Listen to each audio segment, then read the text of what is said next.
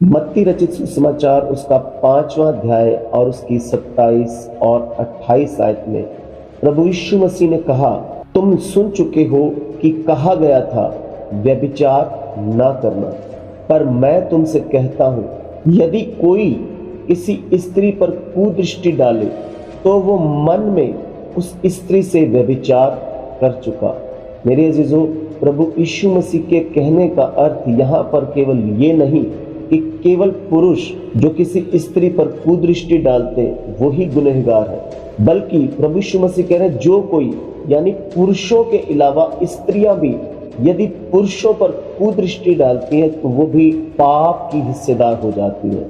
और आज जिस दौर में हम चल रहे हैं उस दौर में LGBTQ का दौर इतनी तेजी से लोगों को पाप की और दोजख की ओर ढकेल रहा है, जिसमें पुरुष न केवल स्त्री पर बल्कि पुरुष पर कुदृष्टि डाल रहा है और स्त्री न केवल पुरुष पर बल्कि स्त्री पर कुदृष्टि डालती हुई दोजख की ओर बड़ी तेजी से बढ़ती जा रही है।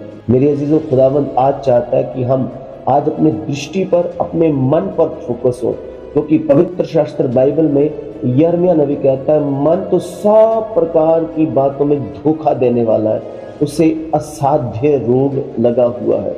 इसीलिए आज हमें अपने मन पर फोकस होने की जरूरत है, आज अपने माइंड पर काम करने की जरूरत है, अपने थॉट पैटर्न पर काम करने की जरूरत है कि हम क्या सोचते हैं, हम क्या देखते हैं। इसीलिए प्रभु यीशु मसीह ने कहा, मन फिराओ क्योंकि स्वर्ग का राज्य निकट आ चुका है। मेरे अजीजों, खुदावंद हमें अपने राज्य में लेकर जाना चाहता है। इसलिए पौलुस रसूल ने भी कहा कि व्यभिचार से बचे रहो, क्योंकि यदि मनुष्य पाप करता है, बाकी सभी पाप उसकी देह के बाहर होते हैं, लेकिन व्यभिचार देह के विरोध में, देह के अंदर पाप होता है, जो हमारी देह को, जो खुदावंद की हैकल है, खुदावंद का मंदिर है, उसे अशुद्ध करता है। और खुदावंद का पवित्र आत्मा जिस अनॉइंटिंग से हमें भरना चाहता है, जिस मसा से, जिस अभिषेक से हमें भरना चाहता है, हम भर नहीं पाते।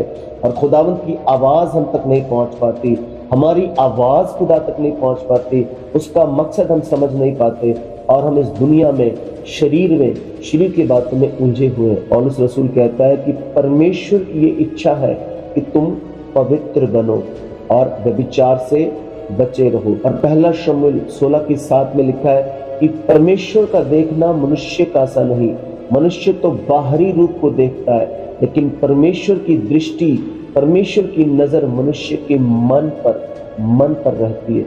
मेरे अजीजों, आज अपने मन पर काम करने के लिए खुदावंद के आगे प्रार्थना करें, अपने मन पर काम करने के लिए, अपने विचारों पर काम करने के लिए थोड़ा ध्यान करें। कहीं ऐसा ना हो कि हम नाश हो जाएं, और खुदावंद यीशु मसीह नहीं चाहता कि कोई भी नाश हो, क्योंकि परमेश्वर ने जगत से ऐसा प्रेम किया कि उसने अपने इकलौते पुत्र प्रभु यीशु मसीह को मेरे लिए, आपके लिए, हर इंसान के लिए कुर्बान कर दिया, ताकि जो कोई उस पर विश्वास करे वो नाश ना हो बल्कि हमेशा की जिंदगी पाए।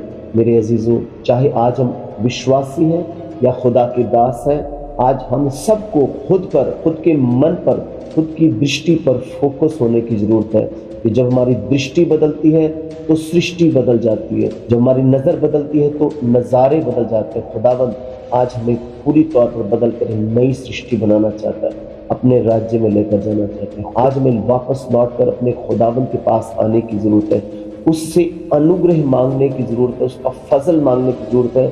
खुदावंद मुझ पर कृपा कर, मुझ पर दया कर, मुझ पर रहम कर प्रभु, कि मैं अपने मन पर काम कर पाऊँ पिता परमेश्वर, मन को शुद्ध रख पाऊँ प्रभु यीशु मसीह, मन को पवित्र रख पाऊँ और आपके योग्य कलीसिया बन पाऊँ, आपकी दुल्हन बन पाऊँ। क्योंकि आपका वचन प्रकाशित वाक्य में कहता है कि व्यभिचारी और पुरुषगामी स्वर्ग के राज्य में प्रवेश नहीं कर पाएंगे। मेरे अजीजों, बहुत जल्द मेरा और आपका प्रभु यीशु मसीह बादलों पर आने वाला है। खुद भी तैयार हो और दूसरों को भी तैयार करने की इस मुहिम में शामिल हो जाए। So get ready for our living lord, because he is coming soon. वो बहुत जल्द आने वाला है मुझे और आपको अपने साथ ले जाने के लिए। ये वीडियो ज़्यादा से ज़्यादा लोगों तक पहुंचाएं ताकि व्यभिचार का आत्मा उन्हें दुल्हन बनने से, खुदावंद की पवित्र कलीसिया बनने से ना रोक सके। और वो पवित्रता में बढ़ते हैं, परमेश्वर के योग्य बन सके। God bless you, stay blessed, हमेशा खुश रहें।